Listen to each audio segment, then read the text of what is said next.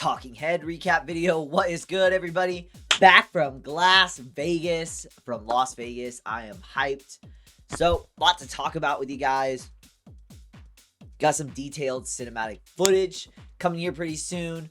And I'm just blown away, as always, with the amount of artwork, the talent, everything under one roof. So much representation from all the big artists in the community, and I really love to see it.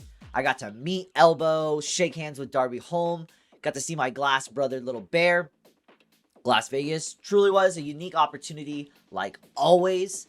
And I really do think we need to continue to encourage the innovation of the glass scene and how we connect with each other, not only for glass artists and shops, but also for collectors in the community, just in general. The fact that this event happens in Las Vegas, I think it creates such a unique energy that should be encouraged. I think it's just a really unique event, and being able to sightsee while doing business just creates a really awesome experience. I have a few things written down here, just a few bullet points to recap the event, just share with you guys whether you are interested in Las Vegas going as a buyer next year. Maybe you're interested in going as a non-exhibiting artist, somebody who just wants to walk around, network, see all of the events and what it has to offer.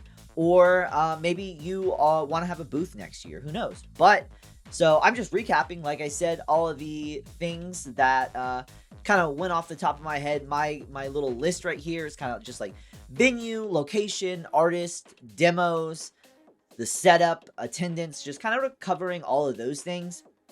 Then later on, like I said, the cinematic footage will come. If you had watched some of my previous videos, I had mentioned how I was going to be doing interviews. Well, I will say, good thing, while I walked around, I did talk with a couple artists. They are willing to do interviews with me. I talked with Lurk, Upgrade, Sherlock Holmes, Little Bear, Lasso. Talked with a few people, and doing over the phone, over the computer interviews is definitely something that people are interested in, and so that's going to be happening in the future.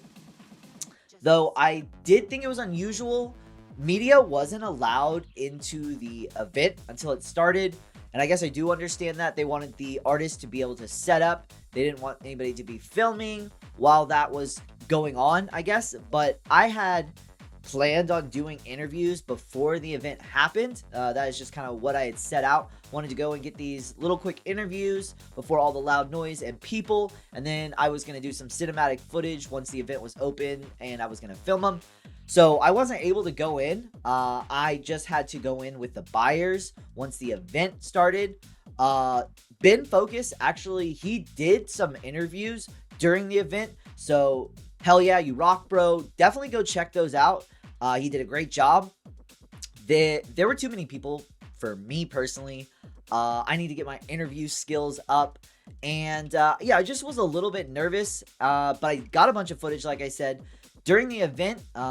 It's a business event, and so trying to film and get up in people's business and interview while they're trying to do business, I just didn't want to do that personally, and so I just opted out for the interviews in person at the event. So definitely look forward in the future, see if I can make some stuff happen there. So as far as the venue, the setup itself, very similar to previous years.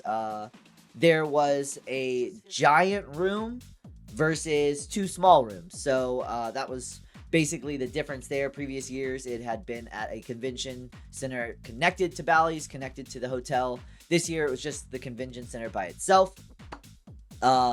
Inside the convention center, it's all cement, but they had carpet, so I thought that was pretty cool.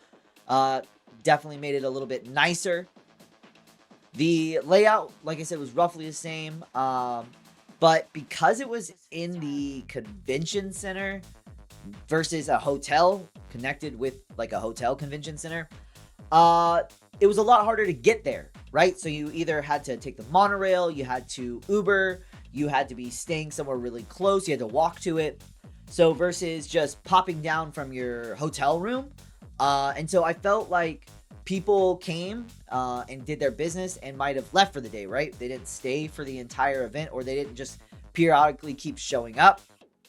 Personally, I did not stay at the convention center the entire day, because like I said, last year I would go down multiple times throughout the day. There was live demos going on, so it was just easy to hang out, go up to the room, or go across the strip and just kind of go hang out for a little bit, go back to the venue when you were ready to do more business or see that demo or whatever. So yeah, I'm not sure if it was better for business, because I was there previous years as an exhibiting artist, and this year I was there as a media artist. So not sure if it was better for business. Just what I preferred, being at a hotel versus the convention center. It was also connected with the TPEC. It was the tobacco convention, so it also shared a little bit of that space. So it overcrossed, which was maybe also good for business if you're a shop owner, so you could go to both events. Not too sure, but the trade show, just because it's a private event and it's just for artists and buyers, so it's centered around business. But that was just my vibes on the convention center. I know Champs happens there every year all the time, so it's definitely a tried and true venue. Just my personal opinion. Also, I'd gone with a group, went with homies in 2020 and then also in 2023. This year, I went solo to the event, and I definitely prefer going with a group. It's just better with a squad, just walking through, doing different events and stuff. And like I said, just because it was out of the way, yeah, it just made it a little bit more hard to interact with the whole strip of Las Vegas. So the attendance was great. The people that I saw there was awesome. The very first day, I got there just before it opened, or just after it opened. I wanted to get there just before, just because I just didn't time things right, so I didn't get there in time. But I'm not sure if it was more people, less people than last year. Great vibes, great energy. So that was all really cool. They had multiple demo stages. At one point, I got to see J-Mass blowing glass, so that was really cool. Texas native. And yeah, as they've had every year, the demo stations are really well put together. Torch Talk does really good in-depth videos, captures a lot of those entire full demos, so I definitely wasn't hanging out there trying to film that or anything. I know that Torch Talk gets a lot of good content. They get some interviews as well from those artists, so that's something cool to look out for. I always watch those. Even before I went to Las Vegas, I loved watching the Torch Talk recap videos or the demo videos. Watching one with Salt and Laceface one year, loved it. But yeah, demo tables, awesome. There was live painting from Coil. That was super cool. A Japanese artist. I did forget her name. I'll pop it up on screen, or you'll see the footage. I did take a little bit for a moment or two when I was walking by. So walking through the event itself, being able to connect and see all of these artists, being able to put faces to the names is awesome. Some of the pieces that I saw are just insane. So for a buyer, as from a buyer's perspective, being able to go to an event like that, to be able to curate what you have in your shop, talk to these artists, be able to network and cultivate these relationships as you continue to do business, super awesome. Some artists, they will do like cash and carry. Some artists will do orders, so you can order for later in the year, or they'll do big orders for the shop or different things like that. So there was a wide range of other, besides glass artists, there was regular artists, t-shirts, paintings, different things like that. Abe's glass vault from Glass Alchemy, or excuse me, from Glass North Star.